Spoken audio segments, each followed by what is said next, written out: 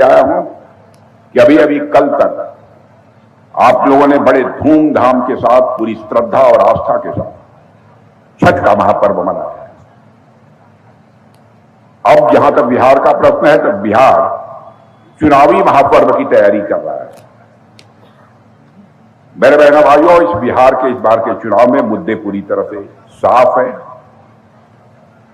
मुद्दा बहुत साफ है, इसलिए मैं कह रहा हूं, फैसला आपको करना है कि बिहार को विकसित राज्य बनाना है या उसे फिर से जंगल राज की तरफ वापस करना है। फैसला आपके हाथ में।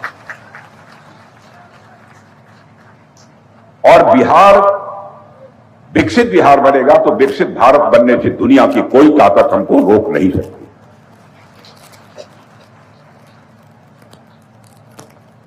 कुछ लोग यह कह सकते हैं कि साहब, कैसे आप बिहार को विकसित बिहार बना देंगे, भारत को विकसित भारत बना देंगे 2047 तक। यह सवाल यदि कोई पूछता है तो मैं समझता हूं कि यह लाजमी सवाल है। बहनों भाइयों, मैं आपको याद दिलाना चाहता हूं,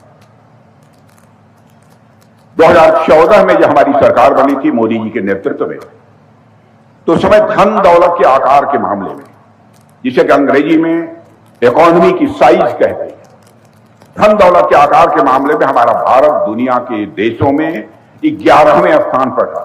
सचमुच हमारी सरकार ने ऐसा करिश्माई काम किया है जो आज तक दुनिया के किसी देश के साथ नहीं हुआ है। जो भारत धन दौलत के मामले में, धन दौलत के आकार के मामले में दुनिया के देशों में 11वें स्थान पर खड़ा था, वह जंप लेकर मेरे बहनों भाइयों दुनिया के देशों में आज 4थे स्थान पर पहुंच गया।